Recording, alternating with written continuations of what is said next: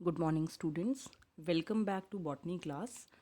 हम पिछले वीडियोस में पाइनस पढ़ रहे थे और पाइनस में भी हम एनाटमी के वीडियोस में बना रही हूँ। और एनाटमी आपको समझाने में मैंने आपको स्टेम की एनाटमी में लॉन्ग शूट जो है, रूट हम पढ़ चुके। लॉन्ग शूट जो है उसका हम एनाटमी पढ़ चुके हैं। और इवन टीएलएस और आरएलएस किस प्रकार से काटा जाता है और क्या किस प्रकार से आंतरिक उसकी संरचना दिखाई देती है, ये हमने पिछले वीडियो में पढ़ लिया। इस वीडियो में हम एक तो ड्वार्फ शूट जो है उसकी एनाटमी पढ़ेंगे और दूसरा जो लीफ है, फोलिएज लीफ जो है जिसको कि निडल कहा जाता है, उसकी भी आंतरिक संरचना के बारे में आपको जानकारी देंगे।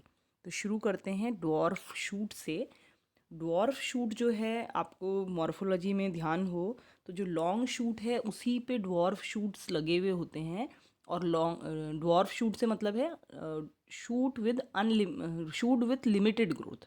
इसकी ग्रोथ लिमिटेड है, इसमें एपिकल बड नहीं पाया जाता और इसमें फोलिएज लीव्स इन पे लगी हुई होती हैं। तो ये जो ड्वार्फ शूट का स्ट्रक्चर है वो स्ट्रक्चर में बहुत ज़्यादा अंतर नहीं है ड्वार्फ शूट और लॉन्ग शूट में, पर हम थोड़ा सा कंपेयर इसको कर लेंगे।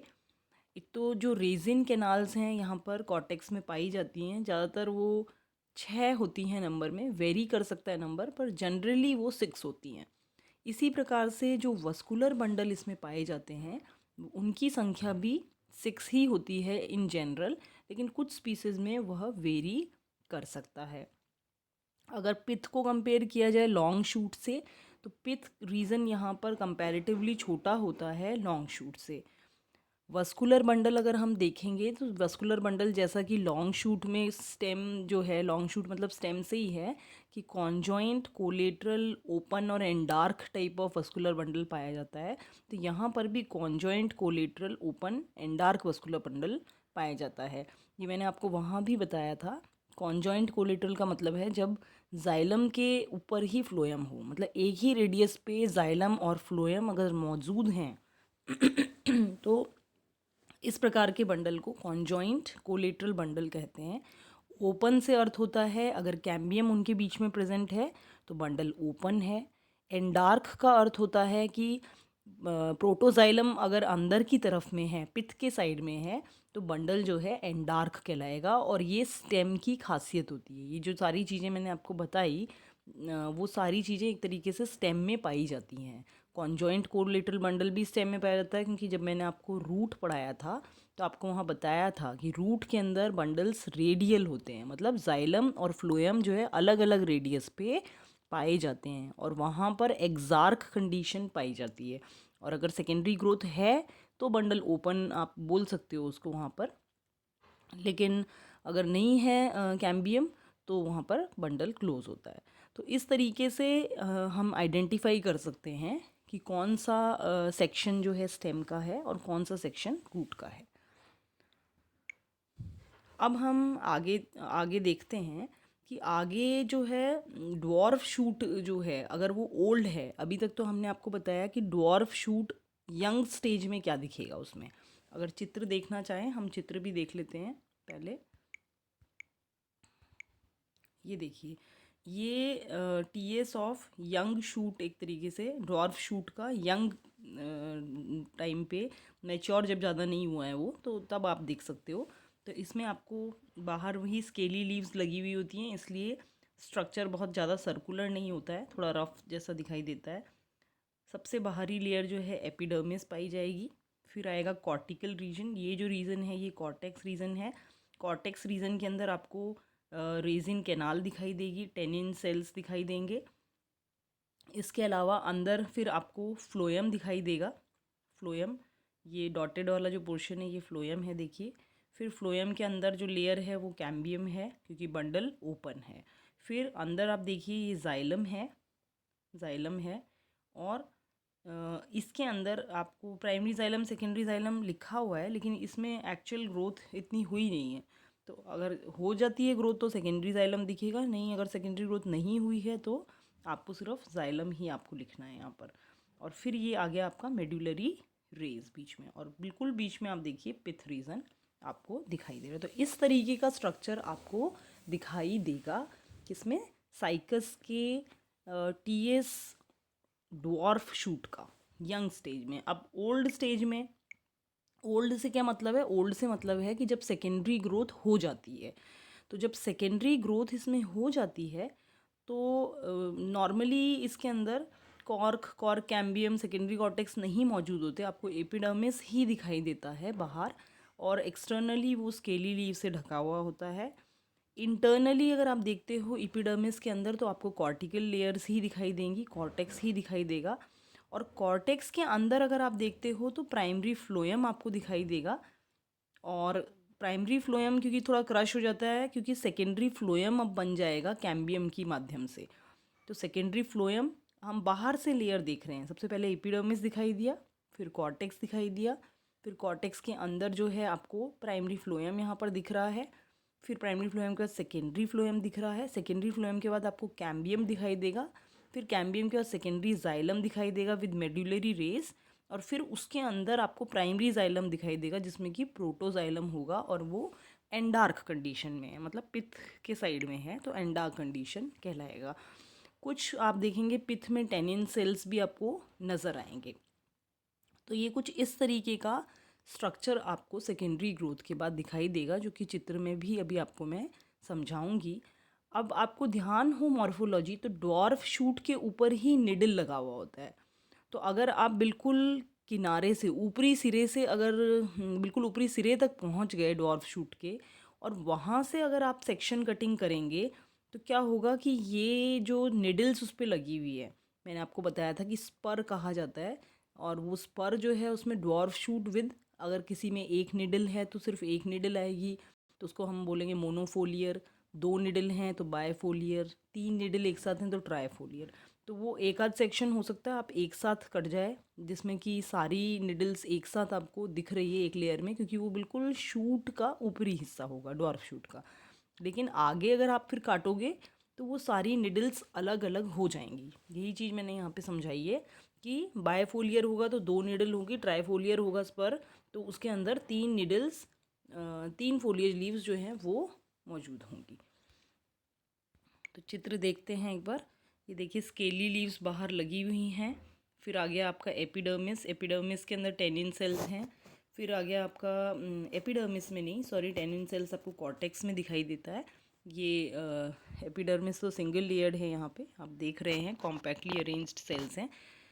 कॉर्टेक्स के रीजन के अंदर आपको टेनिन सेल्स भी दिखाई दे रहे हैं और रेजिन कैनाल भी आपको दिखाई दे रही है। फिर आप आ जाइए, देखिए आप प्राइमरी फ्लोएम जो है बहुत क्रश हो जाता है, तो एक लेयर प्राइमरी फ्लोएम की आप देखेंगे, फिर आ जाएगा सेकेंडरी फ्लोएम, और फिर जाइलम आ जाएगा, और जाइलम में आप देख रहे हैं ये मेडुलरी रेज। अब आप देखिए जैसे सेकेंडरी मेडुलरी रेज लिख रखा है तो वो सिर्फ आपको यहाँ जाइलम लेयर में दिखाई दे रही है, जबकि प्राइमरी में प्राइमरी फ्लोएम से पूरा जाइलम, अंदर जाइलम तक दिख रही है, तो उसको हमने लिखा है प्राइमरी। क्योंकि जैसे अब इसमें था, इसमें आपको ये जो रीज़न दिखाया है बीच में, ये रीज़न है मेडुलरी रे का। तो ये जाइलम पूरा फ्लोएम से पूरा पित्त तक जाती है, तो फ्लोएम से पित्त तक अगर मेडुलरी रे है then it is primary medullary ray, और अगर सिर्फ सेकेंडरी जाइलम में आपको दिखाई दे रही है then it is secondary medullary ray. ये फ़र्क है। फिर सेकेंडरी जाइलम आप देख रहे हो इसके अंदर, और अंदर की तरफ में, बिल्कुल अंदर की तरफ में आपको मेटाजाइलम और प्रोटोजाइलम जो देख रहे हैं वो प्राइमरी जाइलम है, जिसमें कि प्रोटोजाइलम बिल्कुल अंदर पित्त की तरफ है। तो इसीलिए कंडीशन जो है एंडार्क कहलाती है किसी भी स्टेम की। तो ये पूरा स्ट्रक्चर हो गया विद सेकेंडरी ग्रोथ, जो कि ओल्ड ड्वार्फ शूट का स्ट्रक्चर है। अब इसके बाद हम देखते हैं कि ड्वार्फ शूट के ऊपर ही फोलियर लीव्स लगी हुई हैं, तो फोलियर लीव्स जो हैं या निडल जिसको हम कह रहे हैं, उसका स्ट्रक्चर किस प्रकार से होगा। अब इसमें अलग अलग स्ट्रक्चर है। अलग अलग स्ट्रक्चर में आप देखेंगे जैसे मोनोफिल्ला है, मोनोफिल्ला में जैसे एक ही फोलियर लीव्स हैं तो आउटलाइन सर्कुलर हो सकता है, ठीक है। अब साइल्वेस्ट्रिस है, उसमें सेमी सर्कुलर हो सकता है, और किसी में ट्राइंगुलर भी हो सकता है जैसे लॉन्गीफोलिया एंड रॉक्सबर्गाई, इसमें आपको ट्राइंगुलर फोलिएज लीव्स का स्ट्रक्चर दिखाई देगा। तो इस तरीके से आपको अलग अलग प्रकार से लीफ का स्ट्रक्चर दिखाई देता है। अब ये तो हो गया शेप की बात। अब अगर हम बात करते हैं कि हमको कौन कौन से लेयर्स इसमें दिखाई देती हैं, तो जैसे एपिडर्मिस सबसे आउटर मोस्ट लेयर एपिडर्मिस है, जो कि थिक वॉल्ड सेल की बनी हुई है और वो स्ट्रॉन्ग क्यूटिकल लेयर से कवर्ड है। इसी प्रकार से इसमें जो स्टोमेटाज होते हैं वो भी बहुत संकन स्टोमेटा आपको दिखते हैं, मतलब धसे हुए स्टोमेटा। ऐसा क्यों है? क्योंकि ये जो प्लांट्स हैं इनके अंदर ये ज़्यादातर आपको कोल्डर रीजन में दिखाई देते हैं, और बहुत सारी स्पीशीज़ कई आपको दिखेंगी जहाँ पर बर्फ़ गिरती है, उन जगहों पे भी आपको ये प्लांट्स दिखते हैं। तो वहाँ पर क्या होता है कि इनका सरफेस एरिया बहुत कम होता है, निडल के शेप में लीफ है, और निडल के शेप में जो लीफ है उसमें भी वो अपना ट्रांसपिरेशन रेट कम करना चाहती है। तो क्या होगा, स्टोमेटा मतलब ये अडेप्टेशन है एक तरीके से, कि एक तो क्यूटिकल है मतलब थिक कवरिंग है तो वो अपने आप को बचाती है। दूसरा, हाइपोडर्मिस जो आप देखेंगे कॉर्टिकल रीजन जो है उसमें 2-3 लेयर हाइपोडर्मिस की है, वो भी स्क्लेरेनकाइमेटस है, तो वो थिक वॉल्ड सेल है। तो ये सब अडेप्टेशन के थ्रू हो रहा है। फिर स्टोमेटा जो है वो धसे हुए हैं, तो इसका मतलब ट्रांसपिरेशन ज़्यादा ना हो पाए। तो ये सारा अडेप्टेशंस हैं उस रीजन में रहने के, जिस रीजन में ये प्लांट्स पाए जाते हैं। तो संकन स्टोमेटा जो है वो एपिडर्मिस में प्रेजेंट है, और स्टोमा जो है वो इंटरनली एक सब स्टोमेटल कैविटी के अंदर खुलता है। तो आप देखेंगे भी, हम चित्र में भी दिखाएंगे भी आपको। इसके बाद जो एपिडर्मिस है वो उसके नीचे फ्यू लेयर्स थिक स्क्लेरेनकाइमेटस हाइपोडर्मिस पाया जाता है, और वो वेल डेवलप्ड है रिजेस पे, जो किनारे हैं उनके ऊपर ज़्यादा डेवलप्ड है hypodermis in comparison to centre of the leaf. फिर हाइपोडर्मिस जो है, in between hypodermis and endodermis mesophyll tissue पाया जाता है। जैसे कि आपको ये ज्ञात भी होगा, मैं एक बार और बता दूं आपको, कि जब भी हम कोई इंटरनल स्ट्रक्चर पढ़ते हैं, किसी भी चीज़ का एनाटमी जब हम पढ़ते हैं, तो एनाटमी में 3 चीज़ें होती हैं, 3 टिश्यू सिस्टम होते हैं।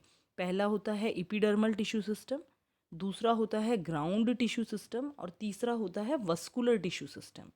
चाहे आप रूट पढ़िए, चाहे आप स्टेम पढ़िए, चाहे आप लीफ पढ़िए, ये तीनों सिस्टम्स में आपको सेल्स मिलेंगे, टिश्यूज़ मिलेंगे। तो एपिडर्मल सिस्टम में एपिडर्मिस आपको मिलेगा। ग्राउंड टिश्यू से मतलब होता है आपका कॉर्टेक्स है, हाइपोडर्मिस है या पिथ है, ये हो गया आपका ग्राउंड टिश्यू। और तीसरा होता है आपका वस्कुलर टिश्यू, तो वस्कुलर टिश्यू में वस्कुलर बंडल्स आते हैं। तो अब लीफ के केस में जो ग्राउंड टिश्यू है, वो लीफ के केस में ग्राउंड टिश्यू होता है मीजोफिल टिश्यू। अब जैसे बहुत सारी लीव्स जो एंजियोस्पर्मिक प्लांट्स हैं उनमें तो वहाँ पर जो है डिफ्रेंसिएशन होता है। मीज़ोफिल टिश्यू जो है, आपने पढ़ा भी होगा, ये 11वीं 12वीं में भी पढ़ा होगा कि मीज़ोफिल टिश्यू जो है, और आप एंजियोस्पर्म 3rd ईयर में पढ़ेंगे तब आपको बताएंगे ये, ताकि मेरे वीडियोस हैं इसके ऊपर, आप चाहें तो देख सकते हैं लीफ का स्ट्रक्चर वगैरह कैसा है। तो उसमें आप वहाँ पढ़ते हैं पैलिसेड और स्पॉन्जी पैरेन्काइमा टिश्यूज़, तो मीज़ोफिल का ही भाग हैं वो। तो कहने का मतलब कि ग्राउंड टिश्यू यहाँ पर मीज़ोफिल है। तो आपको ध्यान रखना है कि जब भी आप एनाटॉमिकल स्ट्रक्चर कोई भी बनाते हैं तो ये तीनों चीज़ें आपकी आनी चाहिए। मतलब आप डिस्क्रिप्शन में भी जब लिखते हैं, तो आप विवरण भी जब करेंगे तो आपको इसी तरीके से करना है कि एपिडर्मिस आ जाए, एपिडर्मिस के बाद आपका ग्राउंड टिश्यू आ जाए, और फिर उसके बाद आपका वस्कुलर टिश्यू आ जाए। तो यहाँ पर हमने एपिडर्मिस बताया, क्यूटिकल है, उस पर स्टोमेटल पिट्स हैं या संकन स्टोमेटास पाए जाते हैं। उसके अंदर हाइपोडर्मिस है जो कि स्क्लेरेनकाइमेटस है। हाइपोडर्मिस और एंडोडर्मिस के बीच में मीज़ोफिल सेल्स हैं। अब यहाँ जो मीज़ोफिल सेल्स हैं वो पॉलीगोनल हैं शेप में, और उनमें क्लोरोप्लास्ट पाया जाता है, और कुछ फोल्डिंग्स पाई जाती है। इन फोल्डिंग्स है सेल्यूलोज की, मतलब एक तरीके से आप कह सकते हो it arise from the inner side of the wall of the mesophyll cell. अब वो फोल्डिंग क्यों है? क्योंकि सरफेस एरिया बढ़ाने के लिए। अब निडल जो है, आप देखेंगे निडल सुई के जैसी लीफ है इसमें, तो कैसे वो अपना फोटोसिंथेसिस करेगा? उसका एरिया ही इतना कम है। तो एरिया को बढ़ाने के लिए कम एरिया में कैसे काम ज़्यादा हो सकता है, कि ये सारे देखिए अडेप्टेशन है। प्लांट जो है बहुत वेल अडेप्टेड होता है जहाँ वो लगा हुआ होता है। तो यहाँ पर भी मीज़ोफिल टिश्यू जो है, मीज़ोफिल टिश्यू में इनफोल्डिंग्स पाई जाती है, और वो इनफोल्डिंग से उसका फोटोसिंथेटिक एरिया वो अपना बढ़ा रहा है, क्योंकि क्लोरोप्लास्ट है यहाँ पर। तो फोटोसिंथेटिक एरिया बढ़ाते हुए वो अपना कार्य कर रहा है। फिर मीज़ोफिल के बाद आपको कुछ रेजिन कैनाल्स भी यहाँ पर दिखाई देगी, और मोस्टली जो है वो 2 नंबर में होती है, दोनों साइड्स में आपको रेजिन कैनाल्स दिखाई देती हैं। एंडोडर्मिस जो है यहाँ पर सिंगल लेयर्ड है, बैरल शेप्ड सेल हैं, कैस्पेरियन स्ट्रिप भी उसमें पाई जाती है। पेरिसाइकिल मल्टी लेयर्ड होती है, पैरेनकाइमेटस होती है, और कुछ सेल्स जो होते हैं पैरेनकाइमा का तो बना हुआ होता है पेरिसाइकिल, लेकिन अंदर की तरफ में अगर आप वस्कुलर बंडल के आसपास देखेंगे तो एक टी शेप्ड स्ट्रक्चर दिखाई देता है आपको, टी शेप्ड गर्डर दिखाई देता है। वो गर्डर जो है वो स्क्लेरेनकाइमेटस होता है, जो कि दो बंडल्स को सेपरेट आउट करता है, और वो ट्रांसफ्यूजन टिश्यू हम उसको कहते हैं, क्योंकि उसमें कुछ ट्रेकीडियल सेल्स होते हैं, तो वो एक तरीके से ट्रांसपोर्टेशन का ही काम करता है। फिर आता है आपका बंडल की, अगर हम बात करते हैं वस्कुलर बंडल, तो वस्कुलर बंडल यहाँ पर भी कॉन्जॉइंट हैं, कोलेटरल वस्कुलर बंडल्स हैं, सेंटर में प्रेजेंट होते हैं। वैसे तो क्लोज्ड होते हैं, लेकिन कई बार आपको कैम्बियम नीचे के जो बिल्कुल ड्वार्फ शूट के पास का अगर आप सेक्शन काटते तो हो सकता है उसमें आपको कैम्बियम प्रेजेंट नज़र भी आ जाए बेस ऑफ द निडल के अंदर। जाइलम जो है वो एंगुलर साइड में होता है, फ्लोएम जो है वो कॉन्वेक्स साइड में होता है निडल के, अभी बता दूंगी मैं आपको। एंगुलर साइड मतलब जो एंगल जैसा बना हुआ, जो नोकीला ट्राइंगुलर सा स्ट्रक्चर होगा उस तरफ में जाइलम है, और बाहर की तरफ में आपका फ्लोएम होता है, मतलब बेसिकली एंडार्क बंडल आपको इसमें भी दिखेगा। ये देखिए, अब ये है पाइनस की निडल का स्ट्रक्चर। अब जो ये पहला स्ट्रक्चर हम देख रहे हैं, इसके अंदर आप देख सकते हैं कि ये ट्राइफोलियर स्पर है ना। ये upper part of dwarf shoot showing the formation of 3 needles in the trifoliar. किस तरीके से शूट में जो वो 3 निडल्स लगी हुई हैं एक साथ इसमें दिखाई हुई हैं, कैसे लगा हुआ होता है। तो इसमें देखिए सबसे बाहर जो है शीथ प्रेजेंट है, क्यूटिकल प्रेजेंट है। फिर आप देखिए एपिडर्मिस है, एक लेयर एपिडर्मिस प्रेजेंट है। फिर आपको हाइपोडर्मिस दिख रही है, वो इंटरप्टेड दिख रही है, बीच में आपको ये गैप दिख रहा है, ये स्टोमेटा के लिए गैप है, ये है हाइपोडर्मिस। फिर आ जाइए, ये डॉटेड जो पोर्शन है ये मीजोफिल, और इसमें दोनों तरफ आप रेजिन कैनाल्स देख सकते हैं, 2 वस्कुलर बंडल्स आप देख सकते हैं, और जाइलम जो है अंदर की तरफ है, फ्लोएम बाहर की तरफ, ये देख सकते हैं। इसमें ट्रांसफ्यूजन टिश्यू नहीं बनाया, लेकिन बाकी इसमें यहाँ पर 2 बंडल्स के बीच में जो है यहाँ पर ट्रांसफ्यूजन टिश्यू भी होता है। तो इस तरीके से ये मोटा मोटी आपको स्ट्रक्चर, इस तरीके ये अरेंजमेंट दिखाया है आपको कि ये जो 3 निडल हैं ये किस तरीके से अरेंज रहती हैं, ऐसा इसका स्ट्रक्चर है। अब अगर आप एक निडल का स्ट्रक्चर देखते हैं, एक निडल मतलब ये एक ट्राइंगल जैसा जो स्ट्रक्चर है, ये एक निडल का स्ट्रक्चर है। इस एक निडल का अगर हम स्ट्रक्चर देखते हैं और सेल्यूलर डायग्राम अगर हम देखना चाहते हैं, तो आप देख सकते हैं कि सबसे बाहर इसमें भी क्यूटिकल प्रेजेंट है, फिर आपका एपिडर्मल लेयर आ गई, फिर आपकी स्क्लेरेनकाइमेटस हाइपोडर्मिस आ गई, बीच बीच में आपको देखिए स्टोमा भी दिखाई दे रहे हैं। हाइपोडर्मिस के बाद नीचे ये जो सेल्स हैं, मीजोफिल सेल्स जहाँ लिखा हुआ है, इसमें जो सेल्स हैं देखिए उनमें इनफोल्डिंग्स पाई जाती है ना। तो इनफोल्डिंग्स का मतलब है वो सेल आपको ऐसे ऐसे इस तरीके से बनाने, और फिर इसमें डॉट डॉट आप बनाएंगे, इसका मतलब क्लोरोप्लास्ट इसमें पाया जाता है। फिर उसके बाद अंदर की तरफ में आपको एंडोडर्मिस दिखाई दे रही है, सिंगल लेयर्ड एंडोडर्मिस है। पेरिसाइकिल आप देखिए, पेरिसाइकिल आपको मल्टी लेयर्ड दिखाई देगी, 2 बंडल्स दिखाई दे रहे हैं, उनके बीच में ट्रांसफ्यूजन टिश्यू प्रेजेंट है, टी शेप में ये प्रेजेंट होता है, मतलब ऐसे और ऐसे, इस तरीके से ये प्रेजेंट होता है।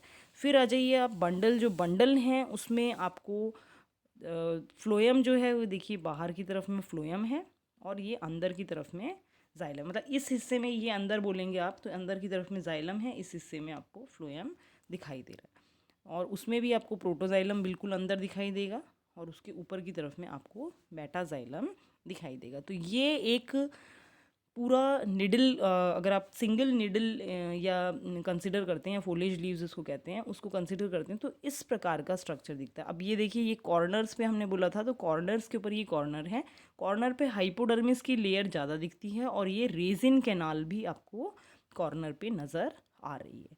तो इस प्रकार से ये स्ट्रक्चर आपको ऐसा दिखेगा। ये रेजिन कैनाल वगैरह भी आपको मीजोफिल के अंदर ही दिखाई दे रही है, मतलब हाइपोडर्मिस के नीचे मीजोफिल है, वहाँ पर आपको ये दिखाई दे रही है। तो यहाँ पर हमारा एनाटमी जो है, एनाटमी हमने पूरा पढ़ लिया है, और हमने रूट भी कंप्लीट कर लिया। शूट में हमने long shoot, dwarf shoot, TLS, RLS कैसे कटता है वो देख लिया, और निडल का स्ट्रक्चर या फोलिएज लीफ का स्ट्रक्चर भी हमने देख लिया है। तो यहाँ पर एनाटमी कंप्लीट होता है। अगले वीडियो के अंदर मैं आपको रिप्रोडक्शन के बारे में बताऊँगी कि पाइनस में रिप्रोडक्शन किस प्रकार से होता है।